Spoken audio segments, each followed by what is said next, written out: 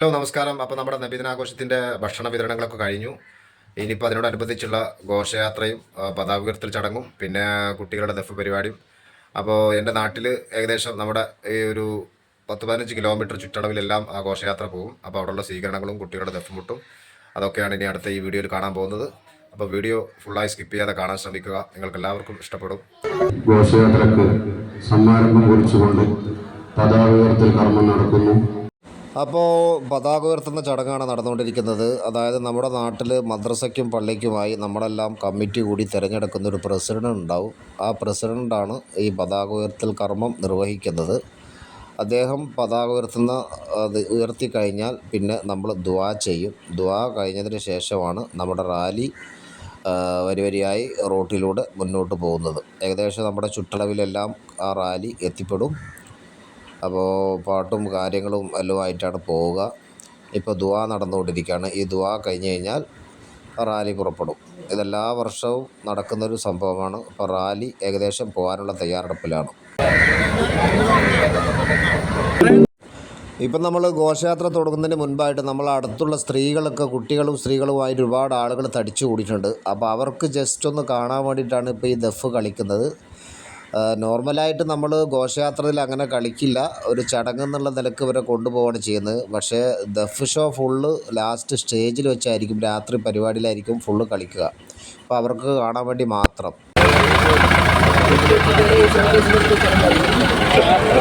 വിശ്വപ്രവാചകൻ മുഹമ്മദ് മുസ്തഫ സല്ലല്ലാഹു അലൈഹി വസല്ലം തങ്ങളുടെ 1500ാമത് ജന്മദിനത്തിന്റെ ഭാഗമായി റോവട്ടിലൂടെ മദ്രസ വിദ്യാർത്ഥികൾ നിൽക്കുന്ന വർണ്ണശബലമായ ഘോഷയാത്ര ഈ വഴി താരതമ്യമാക്കിക്കൊണ്ട് കടന്നു വരുന്നു. പ്രിയമുള്ളവർ, ആശീർവദിക്കുക, അനുമോദിക്കുക, അനുമോദനത്തിന് 1000 ചെണ്ടുകൾ അർപ്പിക്കുക.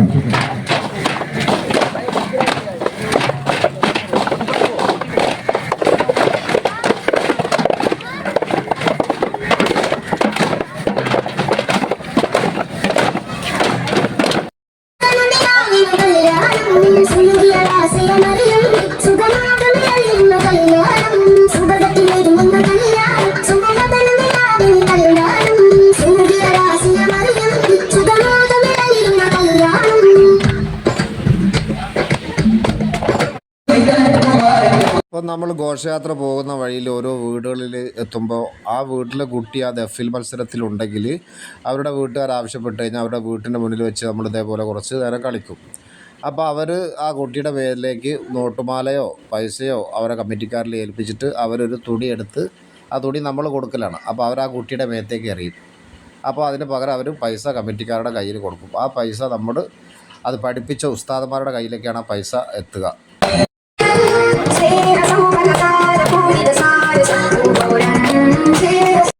2 ഐറ്റം ദഫ്മുട്ടും പിന്നെ ഒരു ചെറിയ കുട്ടികളെ സ്കൗട്ടുമാണ് ഇപ്പോൾ ഈ വർഷം നമ്മൾ മദ്രസയിൽ പഠിപ്പിച്ചെടുത്തിട്ടുള്ളത്. അപ്പോൾ ഏകദേശം നമ്മുടെ ഈ മഹല്ലിൽ മൊത്തം കറങ്ങുന്ന സമയത്ത് ഇതേപോലെ ഇപ്പോൾ കറങ്ങി നമ്മൾ തീരദേശത്തുള്ള റൂട്ടിലൂടെയാണ് ഇപ്പോൾ പോകുന്നത്. അപ്പോൾ കുട്ടികൾ ഏകദേശം ടയേർഡായിട്ടുണ്ട്. അപ്പോൾ കൂടുതൽ നേരം കളിപ്പിക്കില്ല. പിന്നെ രക്ഷിതാക്കൾക്ക് കാണാൻ ആഗ്രഹം ഉണ്ടായതുകൊണ്ട് അവർ പറയുമ്പോൾ അവർ പൈസയൊക്കെ കൊടുത്ത് ഇത്ര കഷ്ടപ്പെട്ട് പഠിപ്പിക്കുന്നല്ലേ. അപ്പോൾ അതുകൊണ്ട് അവരുടെ വീട്ടിന് മുന്നിലെത്തുമ്പോൾ അവരാവശ്യപ്പെട്ട് കഴിഞ്ഞാൽ നമ്മളത് ഇച്ചിരി നേരം അവിടെ കളിപ്പിച്ചു കൊടുക്കും.